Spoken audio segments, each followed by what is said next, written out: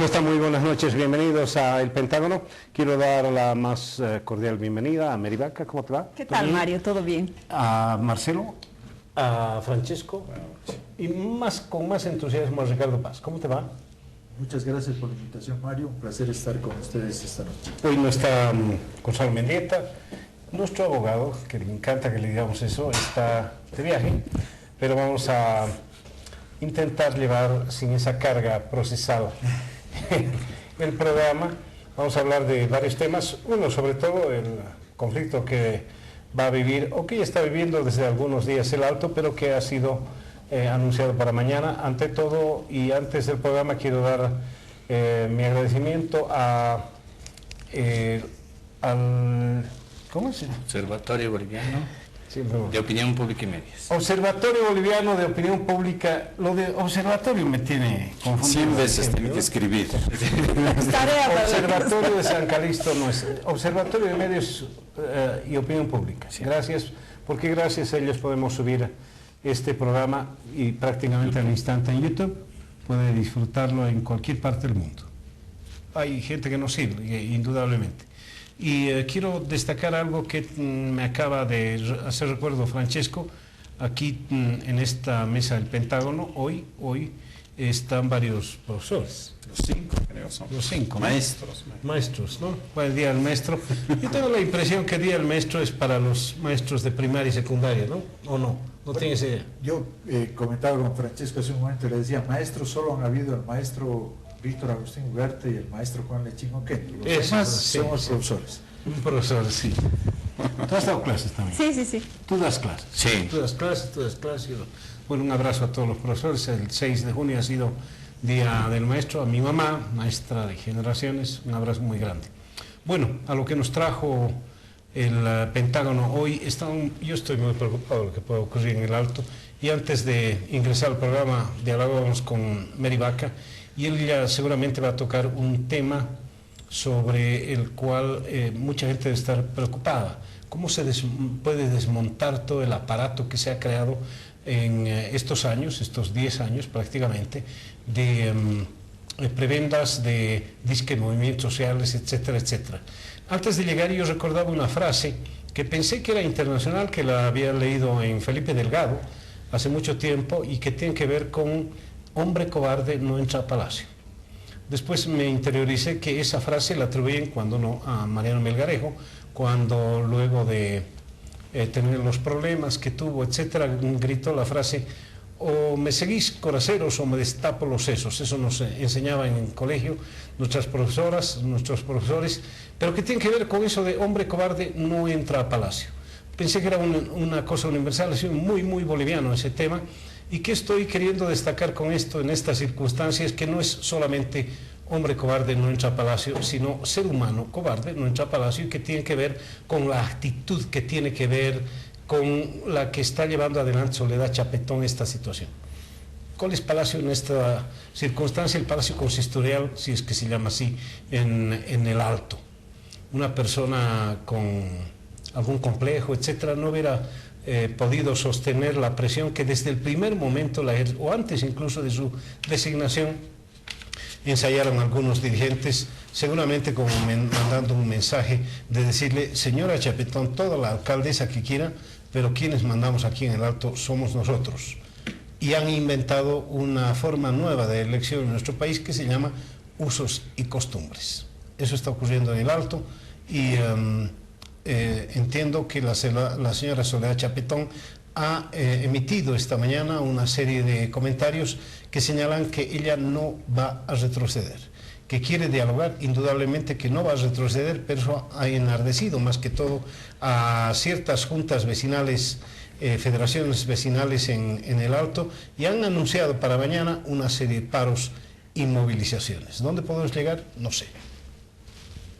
Bueno, Mario, ya que me has pasado la palabra, habrá que decir que este no es un asunto que competa solamente a El Alto, sino que creo que en toda Bolivia hemos pasado en la última década del cuoteo partidario al cuoteo de los movimientos sociales.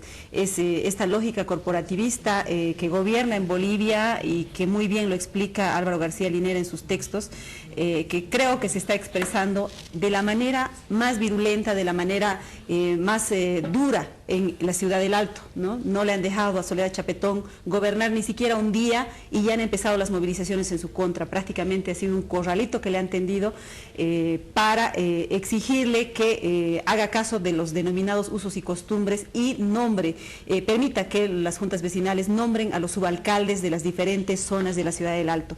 A mí me parece excelente que la señora alcaldesa haya decidido no ceder, porque ceder sería un precedente funesto, no solamente para la ciudad del Alto, sino para toda Bolivia, porque, reitero, yo creo que el tema del cuoteo de los movimientos sociales se extiende a lo largo y ancho del país y a lo largo y ancho del Estado. Si tú miras cómo ha sido el Tribunal Supremo Electoral que acaba de salir, ha sido cuoteado. El propio presidente Evo Morales lo ha reconocido, ha dicho que la CSUD-CD y también los mineros cooperativistas tenían una cuota en el Tribunal Supremo Electoral. Lo mismo ha ocurrido en la justicia, muy elegidos los señores magistrados, pero elegidos en base al cuoteo previo de los movimientos sociales. Desmontar este aparato que se ha montado a través del cuoteo con los movimientos sociales, yo creo que va a ser muy, muy difícil, puede tomar años. Tal vez al MAS le ha sido fácil desmontar el cuoteo partidario cuando ingresó al poder. ¿Por qué? Porque el cuoteo partidario se ha puesto fin con el voto popular a favor del presidente Evo Morales. Sin embargo, después va a ser difícil desmontar el cuoteo con los movimientos sociales porque no se basan en la lógica del voto, en la lógica democrática, sino simplemente en la lógica del clientelismo, del prebendalismo, y que creo que eso es lo que está pasando en el Alto, ¿no? Bueno, has dicho algo con lo cual yo no estoy de acuerdo. No creo que el MAS ha desmantelado el cuoteo. El cuoteo no existe en la ley, obviamente. No puede existir un cuoteo, a menos que haya una ley que se reservan 2 curules para los pueblos indígenas. Eso no es cuoteo, esto es reconocer un reconocimiento a las minorías, discriminación positiva se llama. Pero si te acuerdas, Mary, el primer gabinete de Evo Morales era un gabinete de cuoteos. Había un ministro que era del Alto, ¿se acuerdan? El ministro Mamani, había un ministro del Trabajo que era un cooperativista minero, había otro que a eso me refiero, Francesco, es decir, que él no desmanteló. El partidario por el del movimiento Entonces, social. el cuoteo es parte de este gobierno. Ya le hemos dicho una vez que la obra de arte, si se puede llamar así, del vicepresidente García Linera, antes de las elecciones, fue reunir los que estaban normalmente dispersos, todos los movimientos, todas las corporaciones, llamámoslas así, sin anularlas, simplemente tratando de canalizarla positivamente hacia el gobierno. Pero las corporaciones han mantenido sus ejércitos de pie, es decir, han participado, pero cuidado que me pongas a un lado. Yo veo en este momento, más allá del conflicto, tal vez empezando de arriba y después bajando a los detalles, un retorno de las corporaciones, el debilitamiento del MAS en las elecciones últimas, tal vez ha convencido a las corporaciones que tienen que reforzar su propia estructura. No es un caso que los cooperativistas de Colquiri empiezan otra vez a manifestarse, la FEJUVE inclusive al margen, aparentemente, de ciertos sectores del MAS, no digo de todos, ¿no?, están movilizándose porque están defendiendo intereses corporativos, no están defendiendo intereses políticos. Este uso y costumbre es un cuento, ¿no? Yo no lo llamo así, lo pueden llamar una conquista corporativa, ¿no?, o un uso capionis de un terreno, ¿no? Después de 15 años uno tiene un derecho perpetuo sobre el uso de ¿qué? De la alcaldía. Pero hay intereses corporativos y estos intereses corporativos ahora se están separando de los intereses políticos de cogobernar juntos. Ya saben que se puede gobernar con el MAS por mucho tiempo, que la figura de Evo es una figura que no tiene adversarios hasta este momento. perfecto, pero no renuncian a sus propios beneficios. ¿O qué crees tú? Pero antes me sorprende a mí la generosidad. No me sorprende, siempre así generoso Francesco, y dice intereses corporativos. Podríamos ser más específicos, ¿no?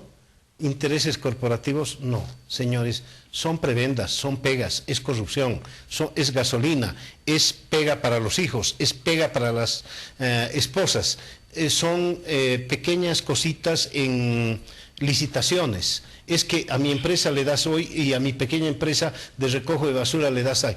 Esas pequeñas, esos intereses corporativos es ni tan lindo como lo suena en la voz de Francesco Zarati, es durísimo, es mucho más duro. Se llama corrupción, ni más ni menos. Dale, Ricardo.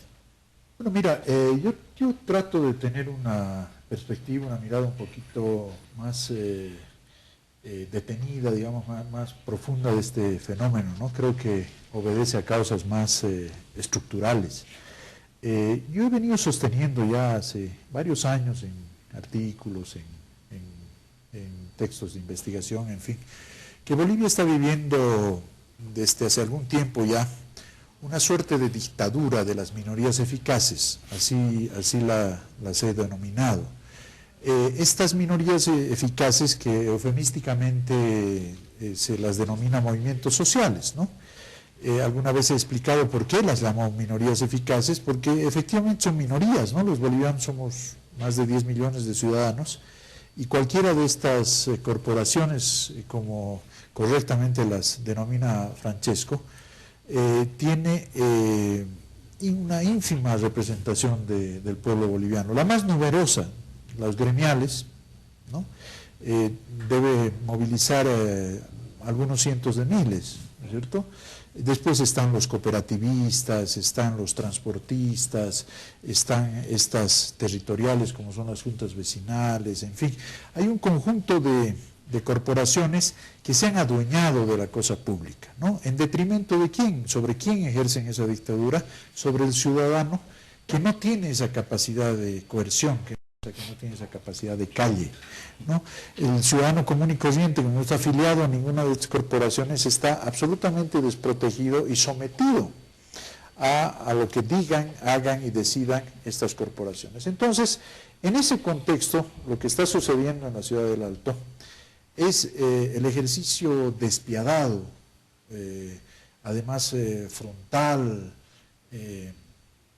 digamos, sin ningún tipo de miramientos de esta dictadura corporativa, ¿no? Las juntas vecinales creen en la ciudad del Alto que las instituciones son su propiedad, que la cosa pública son su propiedad, y que por lo tanto estos advenedizos que ganan elecciones y que vienen como representación de esa mayoría ciudadana, pero esa mayoría desmovilizada, esa mayoría que, claro, está dedicada a trabajar, está dedicada a llevar el pan a su casa, a estudiar, etcétera, etcétera. Esa minoría no tiene la capacidad que ellos tienen de bloqueo, de imposición violenta, de fuerza, ¿no? Entonces, finalmente es la imposición de la violencia sobre la inermidad, ¿no es cierto?, sobre la gente que no tiene esa capacidad. Eso es lo que se está jugando en el Alto. Lo que se está jugando en el Alto es si va a continuar este modelo, este esquema, este sistema de dictadura de las minorías eficaces, o vamos a evolucionar hacia un sistema en el que viven la mayoría de las sociedades democráticas en el mundo, que es el sistema del gobierno de las leyes, que es el sistema del gobierno de las mayorías ciudadanas, que es el gobierno de quienes han sido elegidos para gobernar, ¿no? Aquí hay una autoridad electa que tiene determinadas atribuciones por ley, que está siendo cuestionada de manera abierta, sin que nadie diga nada, además, en el Estado, ¿no?, en el ejercicio de sus funciones. Ha sido terrible lo de ayer. Ayer la alcaldesa con buen tino los ha convocado a conversado con ellos y ha hecho planteamientos muy razonables. Por ejemplo, les ha dicho, ¿qué tal si dentro de 90 días nos volvemos a sentar y evaluamos lo que han hecho los subalcaldes que yo los he nombrado? Porque está claro y a ojos vista que los subalcaldes que se han nombrado con el modelo que ustedes defienden, el modelo prebendal, de coteo, etcétera, no ha funcionado. Por eso el Alto está pues como está, por eso está en la situación terrible en la que está la ciudad del Alto, con todas las carencias que tiene. Entonces, déjenme hacer las cosas como yo creo que se deben hacer, por lo que ha votado la gente, y en 90 días evaluamos. Yo reconozco que ustedes son gente que tiene algún tipo de representatividad y que aportarán aquí. ¿Qué le han contestado? Es de replay la respuesta del señor Ávila, del presidente de la FEJUVE. Le contesta y le dice, la alcaldesa se empecina en hacer cumplir la norma. Dice, es una locura, dice. ¿Cómo es posible que esta alcaldesa quiera cumplir la ley, la norma? A ver, mañana, cuando bloqueemos, a ver si la norma le permite levantar el bloqueo. Eso le dice el presidente de la FEJUVE a la autoridad electa. Y todos los demás, bien, gracias. En cualquier país medianamente civilizado o institucionalizado, esto ameritaría un proceso inmediato por sedición, por desacato, por un conjunto ¿no es cierto?, de delitos que se están cometiendo ya o que se están anunciando en la ciudad del Alto. Pero bueno, esa es la situación en la que estamos. Y yo creo que es un deber de cualquier boliviano o boliviana demócrata que cree en la posibilidad de la institucionalización del país, del gobierno de las leyes, de la convivencia democrática, apoyar pues esta gesta heroica de la alcaldesa de la ciudad del Alto, que ha osado enfrentarse como una punta de lanza contra esta dictadura de las minorías eficaces.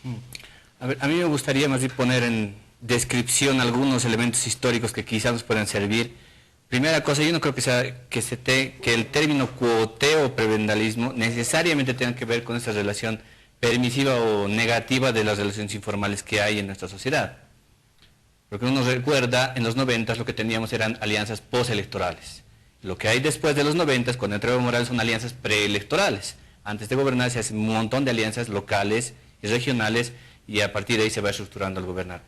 Pero recuerdo bien, a ver, la familia Durrells y la familia Calvo, en el gobierno de Melgarejo justamente, les regalan los famosos caballos, uno se llama Holofernes y otro se llama Durrells.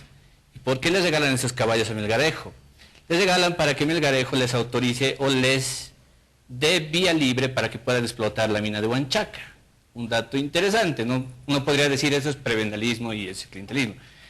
Al nivel de una élite chuquisaqueña, oligárquica, ilustrada, pasan estas cosas. Luego uno pasa más la historia y uno se fija en no voy a decir mucho lo del 52, pero más adelante, cuando uno ve un poco los gobiernos dictatoriales militares, igual asentados, básicamente muchos de ellos, bajo alianzas con sectores campesinos y con sectores obreros. Entonces, yo creo que este es un factor en realidad estructural dentro de toda nuestra sociedad, no es exclusivo de este gobierno, de esta realidad en la que estamos viviendo, el tipo de relaciones que hay de alianzas bajo ciertos parámetros, que pueden ser obviamente tremendamente destructivos para un sistema político o pueden alimentarlos. Eso es lo que un poco analiza la nueva teoría política.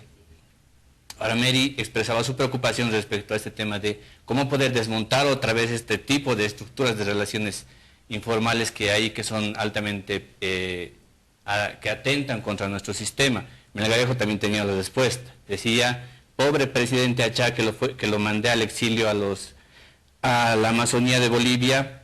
Justamente él dijo esto cuando tenía que ejecutar, que tenía que fusilar a su general Mendoza porque se pasó a la frontera del Perú y empezó a matar peruanos, y en la distribución el gobierno de Perú le pidió la degradación y pidió que se le quitara todos sus favores, y Melgarejo le propuso fusilarlo. Y dijo, no te voy a fusilar y tampoco te voy a degradar temporalmente porque me voy a hacer caso de la frase que dijo Achá, Bolivia no tiene memoria. Entonces es un montón de experiencia, si uno quiere, de datos ahí adentro, que no deberían llamarnos necesariamente a alarmarnos respecto a estos temas o verlo desde una perspectiva enteramente negativa, este tipo de relaciones informales que yo creo que en realidad determina mucho nuestra realidad política, así como la economía informal determina muchísimo. Quizás Ricardo Paz está mucho más familiarizado con este dato de que dentro del Alto, porque nos ha contado que trabaja aquí extra micrófonos haciendo alguna cosa allí, dentro del Alto el 80% de la población económicamente activa forma parte de la economía informal, no se mueve dentro de lo formal. Y si uno se fija un poco, ¿quiénes son los que están movilizando dentro del Alto? Son 100 juntas vecinales contra 700 juntas de vecinos que forman parte toda la FEJUVE. Entonces uno no se explica por qué pasa esto y además, si uno se fija además qué juntas de vecinos o qué distritos están movilizados, es el 13, el 14 y el 8. El 13 y el 14 están un poco alejados de la mancha urbana. Y el 8 está justamente situado donde está la tranca de Sencata y donde está toda la engarrafadora, ¿verdad? Y todo el grueso en realidad de toda la población, que es más del 92%, que es del Alto, no está movilizada por este tema de la elección de subalcaldes. Y el resto, que es casi el 8% de la población del Alto, está movilizada, ¿no? Entonces estos elementos más bien quizá deberían invitarnos más para el análisis. Y un último dato que quisiera introducir aquí es el alcalde, la autoridad que empezó a implementar este tema de la elección de subalcaldes bajo las ternas, no la elección que ya tienen ahora las juntas de vecinos, fue José Luis Paredes, el año 2000. Y José Luis Paredes decía que fue la primera resolución que además tomó como autoridad, fue la 001, exactamente concretamente, y tenían que las juntas de vecinos sacar ternas, mostrarle al alcalde y el alcalde decidir ahí adentro, ¿no? Entonces la relación, pero después se fue transformando más y en ese entonces no se daba dinero a las juntas de vecinos, pero ahora sale el dato de que alrededor de 500.000 bolivianos va a circular para cada distrito, para cada presidente de junta para cada subalcalde. Pero esto sí es un dato que quizás nos puede invitar más bien a qué tipo de transacciones ahora están empezando a ver. Bueno, Producción me está pidiendo que vaya un corte, por favor. Luego los mensajes, vamos a continuar con este tema.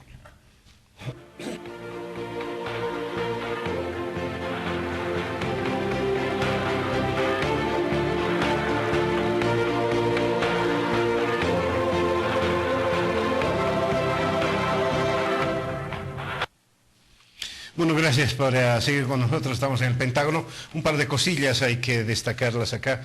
Minorías eficientes. Eficaces, ¿no? ¿No es lo mismo?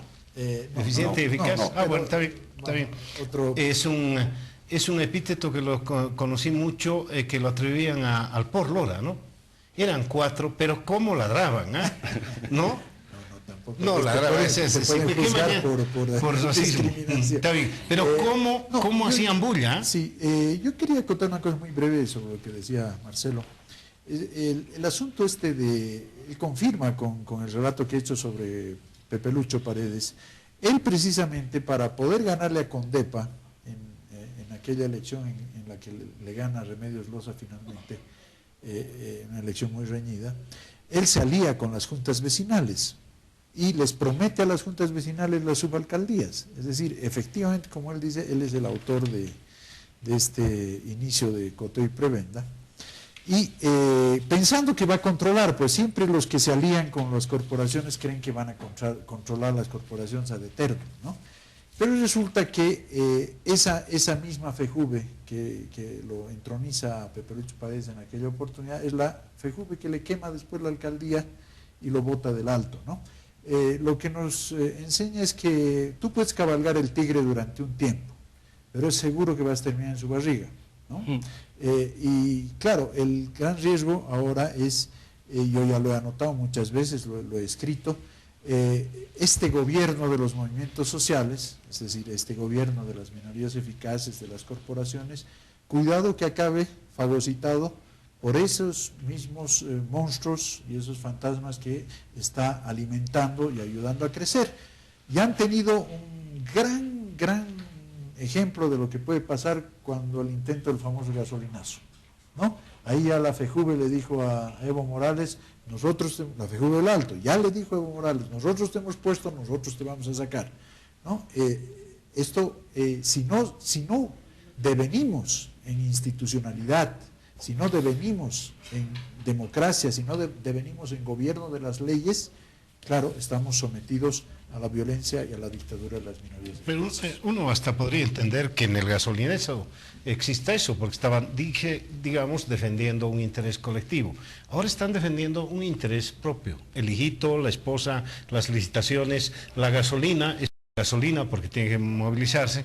El tema que tú mencionabas, que lo mencionó primero Mary, de desmontar un aparato. Yo recuerdo 1982, los primeros meses del gobierno del doctor Arancibia Suazo. Sucede que cuando entra la democracia y quisieron poner nuevas autoridades, nuevos trabajadores en la administración pública, se inventó un término. Primero era la inamovilidad funcionaria, que no podían mover a las personas que en los ministerios habían cooperado con las dictaduras de García Meza, Torrijos, digamos, sacamos a Vildoso del término de dictadura, pero era un gobierno militar y había mucha gente allí metida y se inventó este término, eran los parainmóviles, porque claro, todo el mundo que había trabajado en el gobierno, en los gobiernos dictatoriales era un paramilitar y inventaron eso de, los paramilitares ahora quieren inamovilidad, eran los parainmóviles.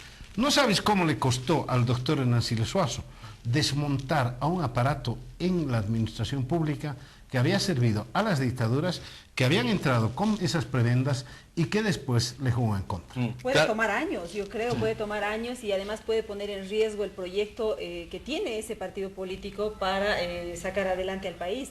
En todo caso, yo creo que la mayor esperanza que puede existir para el desmontaje siempre es el apoyo popular, el voto de la gente. Y me parece que Soledad Chapetón tendría que agarrarse de eso, del apoyo popular que ha tenido, que es fundamental. Ahí yo creo que la mayoría del Alto no está de acuerdo con esos 4, 5, 10 dirigentes de la FEJUVE. Yo creo que están apoyando a la alcaldesa, pero como decía aquí Ricardo, no están organizados. Esos ciudadanos que seguramente han apoyado con el voto a la alcaldesa no tienen forma de pronunciarse. Los que sí tienen forma de hacerlo son los de la FEJUVE. Pero en todo caso yo creo que la gente le va a pasar factura también a sus dirigentes. De una u otra manera yo creo que les va a pasar la factura. Hay un datito más ahí quizás para seguir con el tema del Pepe Lucho y terminarlo de alguna forma. Pasa los 3 meses de la elección esta de los subalcaldes y la primera quema de la alcaldía, antes del 2003, ¿no? Esa es la primera quema de la alcaldía, liderada por gente de Condepa, que además estaba resentidísimo porque había perdido la alcaldía que había tenido durante varios años, ¿no? Primer dato. Ahora uno podría pensar que estamos frente a una especie de betocracia, ¿no? Donde hay actores minoritarios que no pueden decidir las cosas, pero que sí te pueden bloquear ciertas decisiones, ¿no? Uno podría pensar esto. Pero si uno mira igual dentro de la misma FEJUVE lo que está pasando ahora y lo que ha pasado o lo que va a pasar igual en la CESUD-CB, en el siguiente congreso que van a tener, se han dividido. Los de la CESUD-CB han sacado un pronunciamiento hace 2 meses atrás, público, diciendo que van a limpiar la CESUD-CB de elementos negativos que han llevado al fracaso del movimiento al socialismo. Y dentro de la FEJUVE está empezando a haber una fricción interna profunda. Se decía que en esta asamblea, justamente en la que estuvo el sábado pasado, Soledad Chapetón, con los dirigentes de las juntas de vecinos, salieron una ala dentro de la FEJUVE a pedir elecciones para la dirigencia de la FEJUVE otra vez, porque no estaban de acuerdo con los líderes que estaban organizándose. Entonces, me parece que en realidad, más que bloquear, más que presenciar una fuerte corriente dentro de la FEJUVE, estamos presenciando una lucha interna encarnizada ahí adentro, y que finalmente quizás Soledad Chapetón, si maneja este conflicto de manera más o menos inteligente, yo creo que puede salvar a su favor, porque hay una FEJUVE que sin duda está para menos ahora mismo, ¿no? Yo quisiera poner en el tapete 2 temas para un poco profundizar, ¿no?, en lo que estamos discutiendo. Uno es, ¿qué está en juego con el nombramiento de los subalcaldes? ¿Por qué se agarran tanto en eso y buscan argumentos de todo tipo? Y el segundo tema, ¿cuál es la relación entre el MAS y FEJUVE? Ya sea a nivel de apoyo en este conflicto o a nivel de control. ¿Cuál es la relación que existe entre un partido político y esta corporación. Sobre la subalcaldía, para mí hay en juego, primero Pegas, lo has dicho, Rafael Quispe, el diputado, ha denunciado claramente que el hijo del señor José Óscar Ávila Celáez, un tipo muy descolonizador porque a su hijo lo ha llamado Byron Scott, ¿no? Ávila Quisbert, y tiene una segunda hija que se llama Ángeles Abril, ¿no? Nombres realmente de nuestra cultura, ¿no? Ese tipo tiene estos dos hijos trabajando en la alcaldía en la última gestión del alcalde interino. Es el que ha admitido públicamente también, ¿no? Que se lo tiene, claro. Claro, O sea, lo ha admitido. porque tiene derecho a trabajar, Claro. aunque no sea profesional, tiene un sueldo de profesional. Bueno, Además, su ítem dice profesional 5, algo así, ¿no? Y la Constitución le pero no permite. es solo la pega para él, son pega que los subalcaldes pueden dar, porque tienen una cierta autonomía los subalcaldes dentro de sus distritos. manejan varios Segundo, hay contratos. Se sabe que en los contratos de los subalcaldes hay una parte que le corresponde a sus padrinos, ¿no? Tiene que contar con el visto bueno. Esto todavía. Y prebendas, que es el tema de la gasolina. Pero hasta recaudaciones, he escuchado que hay Por hasta eso es recaudaciones tremendo, en las tremendo. calles, en las cachascanistas. Pero ¿cuál es la cosa más grave? Hay un editorial de La Razón, que de tiempo estoy leyendo un editorial que me ha impresionado, que dice sobre el caso de usos y costumbres, pero hasta octubre del año pasado la ejecución de la inversión en el municipio llegó solo al 26% del monto presupuestado, octubre del año pasado. Me imagino que habrán hecho los últimos 2 meses, se sabe, ¿no? Cómo se gasta el dinero sin sentido. Siendo los subalcaldes los principales responsables de la realización de obras en los barrios, no parece tener sentido insistir en un tipo de selección que claramente no favorece la eficacia. Pero este es el argumento clave. Es el argumento clave. Es decir, si un modelo de usos y costumbres no ha funcionado, y aquí vuelvo a citar una frase que he citado varias veces de Julio Mantilla, ¿no? Difunto decano de sociología de la UNSA, que cuando fue alcalde eliminó el uso y costumbre, la tradición de San Juan, con una frase lapidaria. Si una costumbre es mala, hay que cambiarla. Esta costumbre, por más costumbre que sea, si es mala, si ha dado resultado malo para el propio organismo, que es la alcaldía del Alto, hay que cambiarla, punto. Entonces hay que probar lo que dice la ley, no sin pretender eso. Entonces, tienes razón en el caso específico. Yo lo que decía era en general de las corporaciones que van más allá, porque los que apoyan al señor Ávila no lo apoyan para defender la pega de su hijo o defender los 20 litros de gasolina diarios que recibía, según declaración de los mismos diputados del MAS. El señor Sergio Choque, que dicho de paso era secretario de la alcaldía del Alto y se ha vuelto diputado por el MAS, para que vean que las cosas no están tan separadas. Bueno, no es por eso, es que si saben eso, por elecciones o por corrupto o lo que sea, otros van a ir y van a tener esa ventaja. Yo, sobre este punto... Sí, yo creo que deberíamos detenernos un poquito en el tema este de los usos y costumbres, ¿no? Que es un término que lo ha acuñado cierto tipo de sociología en el país, para explicar, ¿no? Un conjunto de comportamientos de carácter ancestral que tiene que ver con modalidades de autogobierno, sobre todo en las comunidades precolombinas, ¿no? El tema del ayllu, ver la rotación. Pepe Lucho Paredes no es precolombino, por lo que cosas. entiendo. Efectivamente, no, y la verdad es que aquí a eso quería llegar. Hay pues una utilización realmente abusiva, perversa, una falsificación, ¿cierto? Ofensiva, racista diría yo, del término de usos y costumbres, ¿no?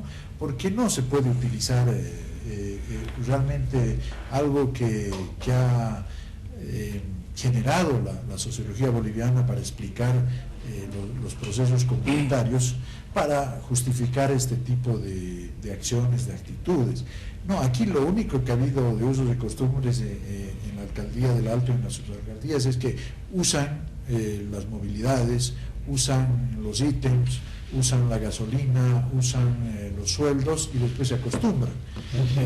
Esos son los usos y costumbres que están llevando adelante, haciendo un flaco favor a todo aquello que se ha trabajado con tanto ahínco, que forma parte además pues, ya de la justicia comunitaria, de una serie de elementos que no deberían ser tocados, no deberían ser contaminados con este tipo de intereses particulares. En todo caso, Yo estaba buscando el tuit, precisamente lo que acabas de decir, fue un tipo muy chispudo, sí. el que habló eso, el que destacó, ¿no? Usas carro, usas influencias, usas no, y te acostumbras. Estaba buscando, no lo dijiste muy bien. Dale, sí, porque no, te voy a contar lo que me dijo una periodista que trabaja conmigo en Radio Compañera, que cubría el Alto. Ajá. Cubría el Alto. ¿Vas tú? No, tú. Bueno. Dale. Una de las compañeras de radio, una de las periodistas de Radio Compañera que cubrió mucho tiempo el Alto, nos contaba hace poco, y al aire además, que esta de la FEJUVE es en el Alto toda una carrera. Primero te eligen en un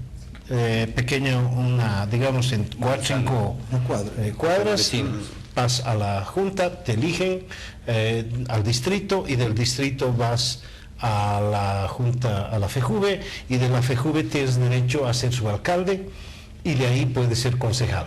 Es toda una carrera que se hace. Una carrera política. Sí, pero díganlo, ese es el asunto. Voy a hacer carrera política en esta situación, díganlo, creo que no es ilegal, ni mucho menos, ¿no? Te metes en una situación así, tienes que hacerlo. Ahí está alguien de la alcaldía, terminó como diputado, ¿no? Claro. Yo creo que lo que se ha convertido en, ustedes decían usos para hacer la broma aquí, yo creo que más que todo es una mala costumbre, ¿no? Ya van más de 10 años, casi 15 años diríamos, ¿no? Desde aquella vez en que se ha impuesto esta manera de compartir el poder con los movimientos sociales, concretamente con la FEJUVE, pero yo creo que esto ha ido creciendo como una bola de nieve. Lo que ha empezado solamente como una terna, como una sugerencia de parte de los movimientos sociales hacia el alcalde, de pronto se ha convertido en una poderosa máquina, ¿no? Después vino Fanor Nava es el famoso yo creo que él ha mandado a filmar este video con Patana, y creo que ese era también su instrumento de gobernabilidad en el Alto, ¿no? De decirle, ojo que tengo este video, así que pórtate bien, no saques a los movimientos sociales a la calle ni quemes la alcaldía, ¿no? Entonces yo creo que cada uno ha ido encontrando su manera de tener gobernabilidad en el Alto. Fanor Nava ha caído en lo mismo, y después viene Patana, y yo creo que es ahí donde se ha desbordado esta relación perniciosa que existe entre el Ejecutivo Municipal y las juntas vecinales. Nadie desconoce el aporte democrático, social que han hecho los movimientos populares del Alto, sobre todo en el año 2003, con el tema de la nacionalización, con otra mirada a este país. Yo creo que las juntas vecinales del Alto han tenido un rol muy importante. Incluso mencionaban aquí el tema del gasolinazo, cuando las juntas vecinales salieron a decirle al presidente, ojo, no hagas tal cosa porque esto le afecta al bolsillo de la gente. Nadie niega ese papel tan importante que tienen como controlador o como frenador, en todo caso, fiscalizador del poder. Sin embargo, en el momento en que esto se corrompe, en el momento en que crece como bola de nieve y no dejan gobernar ni dejan cumplir la ley, yo creo que es tiempo de ponerle un alto. No, y además cuando sufren traumas como el que han sufrido pues, en la última elección, lo que pasa es que estas minorías no son conscientes de que son minorías, creen que son mayorías. Objetivamente creen que además que representan a la mayoría, creen que son realmente, cuando dicen por ejemplo el gobierno, los movimientos sociales, creen que están diciendo el gobierno de las grandes mayorías, en fin, ¿no? Por si acaso la fuente de legitimidad de Evo Morales no son ellos, la fuente de legitimidad de Evo Morales es el voto de la gente que en varias elecciones consecutivas ya ha votado con más del 50%. En este caso han sufrido un trauma terrible en la última elección, porque realmente creyéndose mayorías, eligieron un candidato impresentable, ¿no? Lo llevaron adelante pensando que con la fuerza lo impusieron inclusive al presidente, por confesión propia del presidente, se lo impusieron a Evo Morales como candidato en la elección, creyendo realmente que son mayoría. Diciéndole a Evo Morales, llenando coliseos, ¿no? de gente, diciéndole, nosotros no podemos perder en el Alto, es imposible. Entonces, pierden la elección porque ellos son, o sea, no es tanto el MAS el que lo lleva a Patana como candidato, como la FEJUVE y la COR, la FEJUVE de Ávila y la COR de Baroglio Rocha. Son ellos los que son los verdaderos pilares y sostenes de Patana. Lo llevan a la reelección y pierden. Entonces, claro, se quedan absolutamente paralogizados y no saben todavía cómo reaccionar, por eso reaccionan como reaccionan ahora, ¿no? Han perdido la elección creyéndose en mayoría, no saben qué les ha pasado, qué les ha sucedido. Recién poco a poco irán tomando conciencia de que son una minoría, claro, con gran capacidad de calle, con gran capacidad de movilización, con gran capacidad de ejercer violencia sobre los demás ciudadanos, ¿no? Pero una minoría. Entonces, ese tránsito propio de venir. Mientras tanto, la ciudadanía alteña, la que ha votado por Soledad Chaquetón, tiene que buscar también maneras y mecanismos para hacer respetar ese voto, que no son otros que los que le expide la ley, ¿no? La alcaldesa tendrá que hacer valer la ley y la institución en las condiciones más terribles, más adversas como las que tiene hoy día.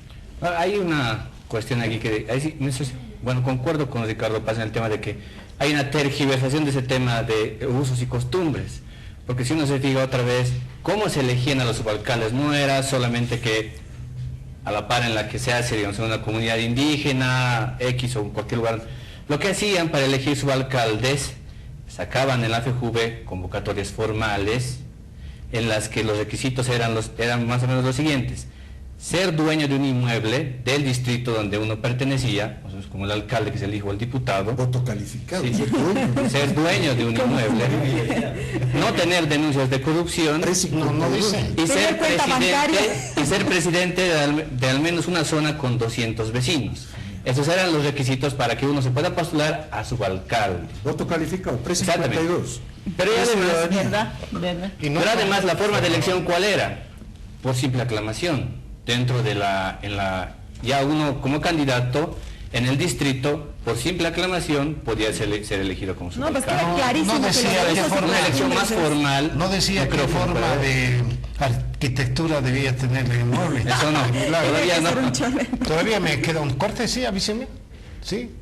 No, ya nada. Ok, vamos adelante. Le agradezco la mala palabra que me manda el Twitter en serio y dice: usan carros, usan dinero, usan licitaciones, usan prebendas y se embolsillan los recursos de los salteños y luego se acostumbran. ¿A quién se atribuye?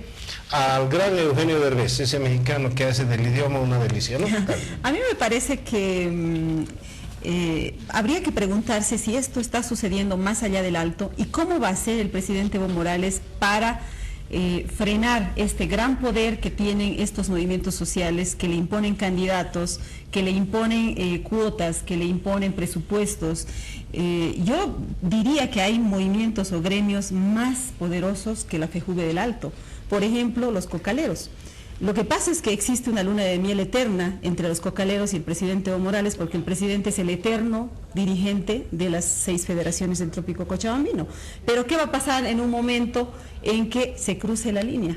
En que esos movimientos sociales le pidan al presidente algo que está más allá de sus posibilidades, ¿no?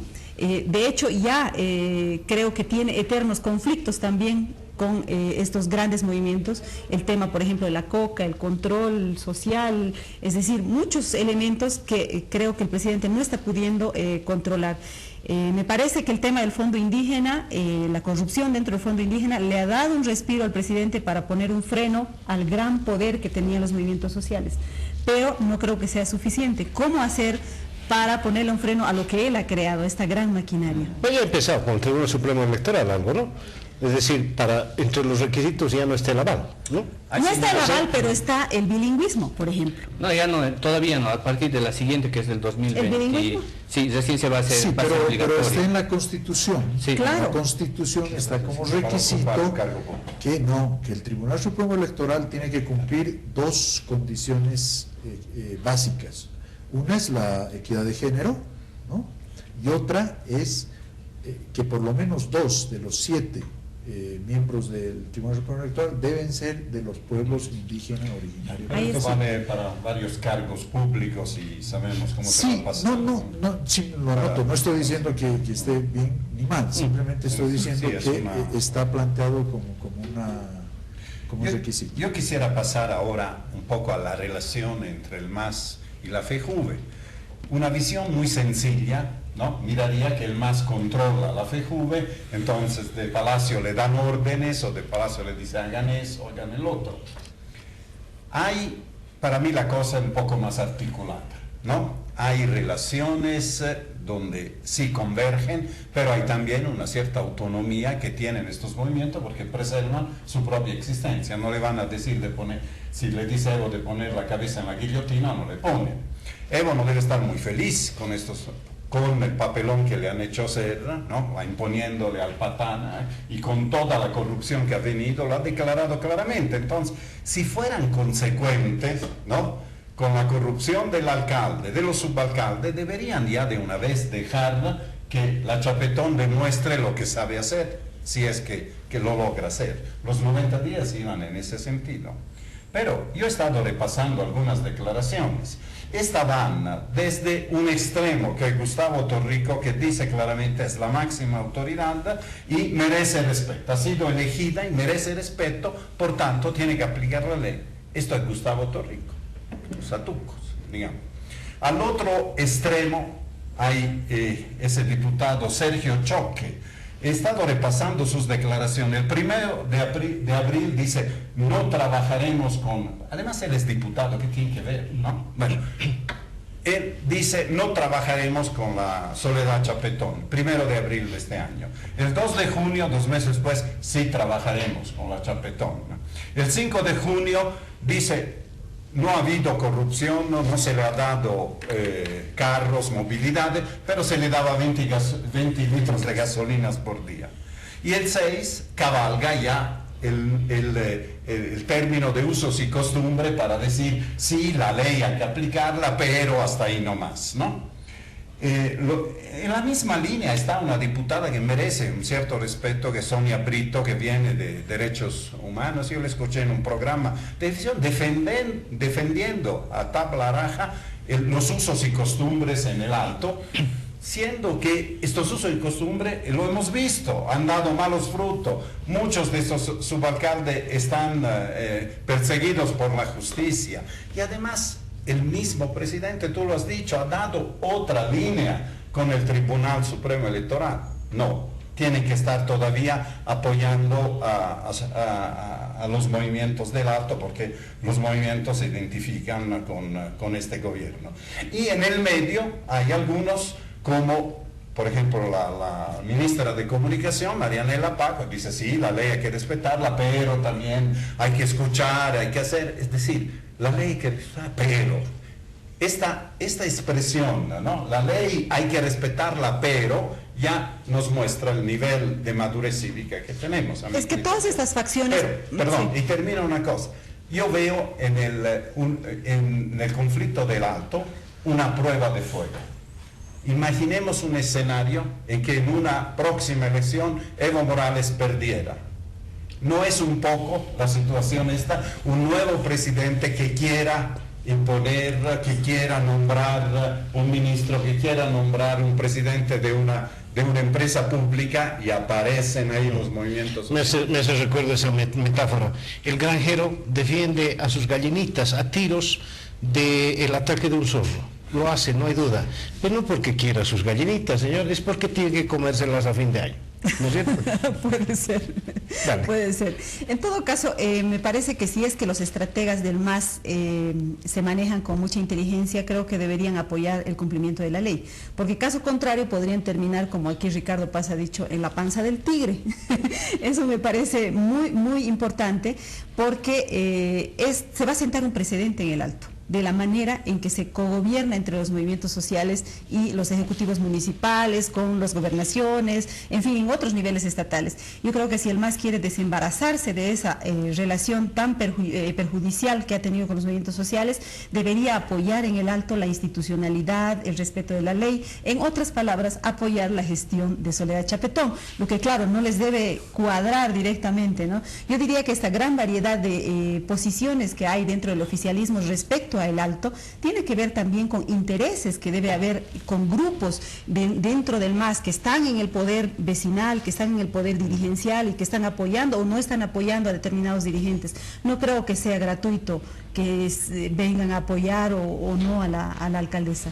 ¿Dijiste algo de citadinos y ciudadanos? Sí. Ya lo mencionaste, ¿no? Ese lapsus fue, es decir, aprovecharse un lapsus así es absolutamente lamentable. Claro. Tengo un minutito nada más, Ricardo, para ti.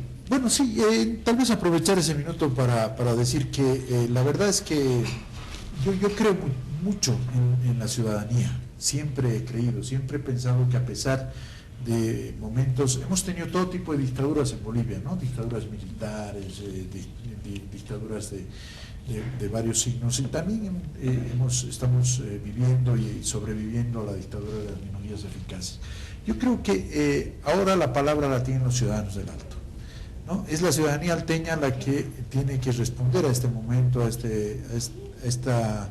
esta circunstancia histórica, ¿no? Yo quiero ver pues que la FEJUVE trate ahora de cortar el agua, trate de cerrar las vías, trate de impedir que la gente trabaje. Quiero ver cómo va a responder ese ciudadano que acaba de votar por Soledad Chapetón y si va a aceptar a aquellos y se va a sumar. Yo, confiado en esos ciudadanos, creo que vamos a tener una rotunda muestra de civismo, una rotunda victoria ciudadana en la ciudad del Alto, y la oportunidad para que Soledad Chapetón, esta joven mujer que acaba de ganar la alcaldía, pueda llevar adelante su programa de gobierno. Querido Ricardo, te agradezco mucho por haber estado hoy con nosotros. Siempre gracias. Francesco Marí. Quiero pedirte nuevamente que me corrijas si digo algo mal. Al Observatorio de Medios y de Opinión Pública, mi agradecimiento, por favor, por subir este programa a YouTube. Gracias siempre. Se viene una película que ya habíamos visto hace mucho tiempo, pero no por eso deja de ser interesante en el análisis. Bolivia 0, Argentina 5. Ya hemos visto esta película, pero el deportivo que viene... Pero también hemos visto Bolivia 6, Argentina 1. Sí, pero... O sea, no seamos... No, yo soy. En esta oportunidad soy. Estamos a escasos días de la... Bueno, gracias por habernos seguido. Hasta el próximo domingo.